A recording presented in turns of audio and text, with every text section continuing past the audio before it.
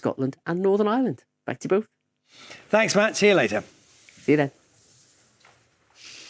It's coming up to 8:15. Now, the current phase of the public inquiry into the Post Office Horizon IT scandal ends today. Now, it focused mainly on the actions of those who pursued and prosecuted sub-postmasters on false claims of theft. So what have we learned and what will happen next? Our business correspondent Emma Simpson has been speaking to some of those involved. In this room over many months, Post Office investigators, managers and lawyers got a grilling. It was always the belief instilled in us that there was no issue with Horizon. Whatever the role, the answers were often the same. Am I supposed to have written all this? I might well have signed it, but I don't remember all this. And the odd apology too. But I'm sorry. I feel ashamed that I was part of this, but I want to try and help if I can. He's talking about the story of Seema Misra, watching feet away with her legal team. She was sent to prison whilst pregnant in 2010. Her conviction for theft was quashed just over a decade later. The inquiry heard evidence from her case. Remember him? I was there for 2 days. Jarnail Singh was the senior Post Office lawyer. I would not write anything of that nature. He was talking about this email he sent after Seema's trial. It is to be hoped the case will set a marker to dissuade other defendants from jumping on the Horizon bashing bandwagon. It was you. You hoped it. No. That's why you said it is to be hoped. Come on. No, absolutely not. You can ask me that 10 times. The answer is going to be no, no, and no. Pathetic. How can anybody be that mean? What was it like to sit there and listen to that? Very painful. Very painful. Like, when I think, the person, came, he was a part of it, and still, like a denial and all that and everything. It's just it was a complete drama. The inquiry also heard that Jarnail Singh was sent a report about a Horizon bug creating shortfalls at dozens of other branches. But this vital information was never passed to Seema's defence team for her trial. And the Fujitsu Horizon expert who gave evidence against her, he also knew about it. But he never mentioned it either.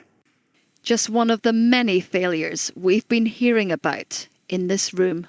But what I think we've seen is incompetence and impropriety on a massive scale. And we've seen the Post Office and their lawyers, internal and external, bullying people on the basis of the shakiest of evidence which is in fact exaggerated and deliberately exaggerated by those working for the Post Office. It's really very serious indeed. So what comes next as this part of the inquiry draws to a close? We've heard from the foot soldiers, as it were. We've even heard from some of the lieutenants and some of the captains. Well, now we're going to start hearing from the generals, the people who really directed all of this. And we'll be hearing from them what they knew, but also what they directed their troops to do.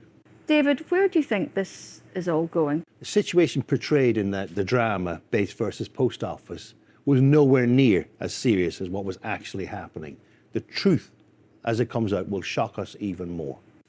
And the interest is now intense. The next phase starts in the spring. Emma Simpson, BBC News. That was Emma Simpson with the latest on the Post Office inquiry. Now, earlier this week, the former sub-postmaster Alan Bates, whose story inspired the ITV drama, rejected what he called a cruel and derisory compensation offer from the government. Now, more than 4,000 people have been told they're eligible for compensation via 3 separate government schemes. Let's have a look at those. Yes, so if we take you through the first one, which is the group litigation order, is for 555 former sub-postmasters, excluding those who had criminal convictions, who took the Post Office to court and won a group lawsuit. The government has offered them £75,000, but many are expected to push for more. Meanwhile, the Overturned conviction scheme offers those who were wrongly convicted a fast-tracked settlement of £600,000 or the chance to negotiate a higher payment. They're also entitled to an interim payment of £163,000 while final settlements are processed. And then there's the Horizon Shortfall Scheme for those sub-postmasters who are not convicted or part of the court action, but who believe they experience shortfalls because of the faulty IT system. Potential amounts of compensation through this scheme vary on a case-by-case basis. We're now joined by someone who's currently in the process of claiming compensation, Christopher Head. Good morning to you, former sub-postmaster. Every time we hear from a sub-postmaster, it shocks us again and again. Just take us through your story. Yeah, I mean, I took over the branch in 2006 when I was only aged 18, the youngest sub-postmaster in the country at the time. And we had discrepancies and shortfalls right from the very beginning, but they're what I call like a minor annoyance. They were only small amounts. But it was later in 2014 that I had horrendous problems with the Horizon system. That was showing up that the data was corrupt, that we couldn't get the system to start up, and it ended up with a shortfall in 2014 of over £88,000. That post office then went on to start a criminal investigation, which they dropped after 6 months, and then they proceeded with the civil proceedings after that. And what does that do to you? Because you were so young when the proceedings began. You were a teenager. Yeah, it's very, very, very difficult. You know, I mean, when you realise what you're up against, you know, what was once known as the nation's most trusted brand, and they're throwing everything at you, and you're getting all these legal letters, and you're interviewed under caution. It's very, very tough to take. I mean, I like to think that I'm quite resilient, but I mean, even at that, it was just very, very, very tough. Would you share with us, Christopher, tell us what you will about because the questions being asked now are very much about compensation. It's Charlie, by the way, in the studio. Good morning to you. Can you tell us where you are? Because we're hearing there are very protracted, difficult conversations and discussions going on. Where are you with that? Yeah, I mean, my claim went in a little bit before Alan Bates. I put mine in it was finalised in September 2023.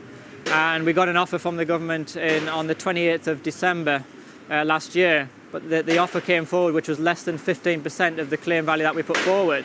And when you bear in mind that the claim that was put together was not just a fanciful claim that I made up myself, it was put together by a team of forensic experts.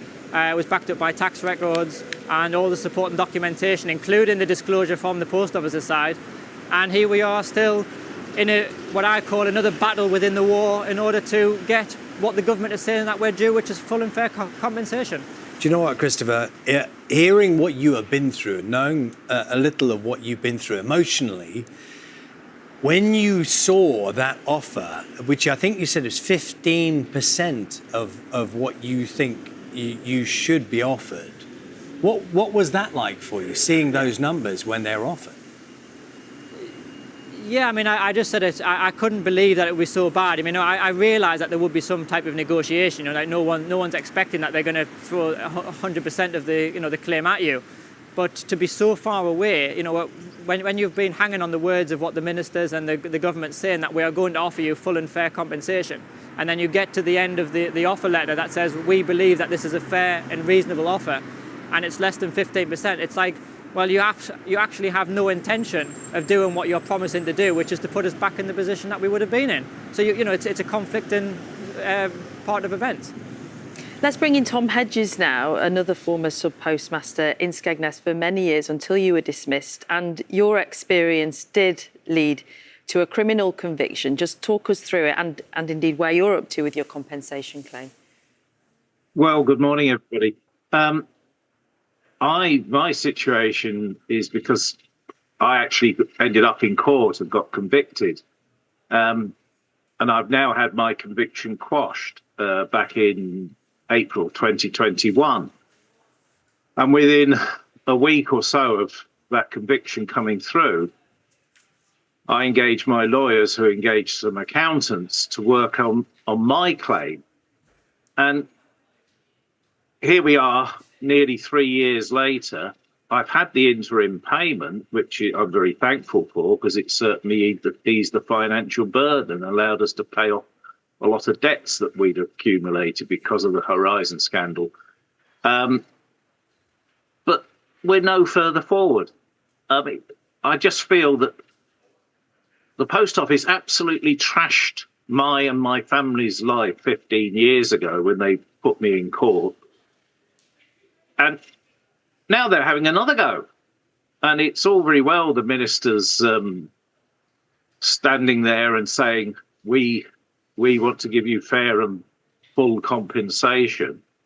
But I'm nearly 3 years waiting for mine. And yeah, it's just, they only seem to have two speeds, slow and stop.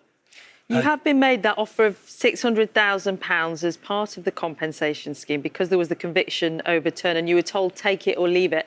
Lots of people would say that's a lot of money to leave. It is a lot of money to leave, but in my case, from the figures that we've done, and like the guy you had on before, these are not figures that have been plucked out of the air. These have been put together by a team of accountants and myself. And my claim is way in excess of that 600,000. I was very tempted. I was very tempted to take that 600,000, so at least we could draw a line under it. And then I came to the conclusion, no. As I said to you before, they wrecked my life 15 years ago. Why? And they're now trying to kick me again. And I'm not having it. And I will fight on until we get something close to the sort of figure that I believe I'm owed. Tom, good morning to you. It's Charlie here in the studio. I'm looking at the comments from Alan Bates, and I know you know Alan well, who said that the offer to him was cruel and derisory, and cruel is a very emotive word, and that's what he used. Does that feel like what's happening to you as well? Oh, very much so. I mean,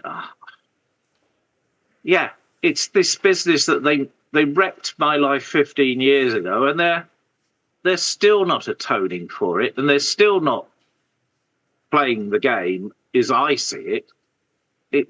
It's also very wrong, and I just won't let them. I just won't let them. I'm in a privileged position. I'm in a different compensation group from Alan, because of course Alan was just fired. But I mean, that's bad enough, and it cost him his business and his livelihood and everything. But I was convicted, but I've had my conviction overturned, and it was overturned in such a strong manner in the court that I can actually take the post office and sue them for my claim. But of course, there's about a 2-year waiting time to actually get anything into court for that. So, and they know that, and they're playing that game. This 600,000 that they offered, it was a take it or leave it. And it's several people have taken it because they just want to wash their hands of it and put it behind them. But as I said, I won't have that. And I'm quite prepared to go to court. And the other crazy thing, of course, is the government are paying my lawyers and my accountants. I'm not paying them. Government are. And then they're also paying the post office's lawyers and accountants. So there's a double whammy, and I can't imagine what the fees are racking up on this. It would make a lot of sense if somebody just grabbed the whole thing by the scruff of the neck and told the post office lawyers or the post office people, be sensible, be reasonable. Can I ask, Tom, thank you. Can I just, as a last thought, Christopher, can I just ask you, and Tom, you know, has laid it very plainly there about what they see as the cruelty, what's happening now. To what extent is the dragging out of this procedure, the battle you're having now for compensation, to what extent is that prolonging the emotions of what's happened to you alongside the practical issues? It is. I mean, it's just re-traumatising people all over again. You know, people are terrified now after seeing what offers that me and Alan have had put forward about even getting their claims into the scheme, because, you know, there's many people that are suffering terrible mental trauma from all of this. And like I said, it's just another battle all over again. Like Tom's just said there, we need somebody to grab it by the scruff of the neck and say, look, we don't want to be involved in like a legal ping pong backwards and forwards for a long period of time. We just want somebody to come along and say, look, this is a professionally prepared claim. We will put you a fair offer on the table. We wait to hear what comes next. Christopher Head, thank you for your time this morning, and Tom Hedges, both former sub-postmasters, both waiting to agree a deal on compensation. Just coming up to 8:30, Morning Live follows breakfast on BBC One. Of course, this morning, let's find out what they have in store. Michelle and Sarah both there.